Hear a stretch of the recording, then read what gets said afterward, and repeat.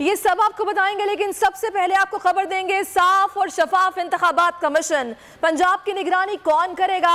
Election commission आज निगरान वज़ीर-ए-आला पंजाब का फैसला करेगा। Chief election commission Sikandar Sultan Raja की सरबराही में इजलास शाम 6 बजे होगा। इजलास में चारों मेंबरान और सेक्रेटरी इलेक्शन कमीशन शरीक होंगे। पार्लिमानी कमेटी के निगरान वज़ीर-ए-आला पंजाब के लिए तजवीज़ करदा नामों पर गौर किया जाएगा।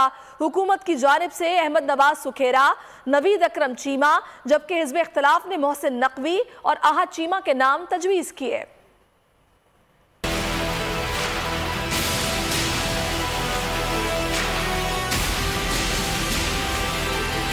अहमद नवाज सुखेरा, नवीद चीमा, मोहसिन नकवी या आहद चीमा, कौन होगा निगरान वज़ीर-ए-आला पंजाब? चीफ इलेक्शन कमिश्नर आज अहम ऐलान करेंगे। पंजाब में तहरीके अदम एतमाद और सूबाई असम्बली टूटने के बाद से जारी सियासी बहरान थमेगा या मजीद बढ़ेगा? सूबे की चाबी किसको मिलेगी? फैसला होगा आज शाम। Chief election commission Sikandar Sultan Raja की सरबराही में इजलास शाम 6 बजे होगा। इजलास में चारों मेंबरान और सेक्रेटरी इलेक्शन कमीशन शिरकत करेंगे। पार्लिमानी कमेटी के निगरान वज़ीर-ए-आला पंजाब के लिए तजवीज़ करदा नामों पर गौर किया जाएगा।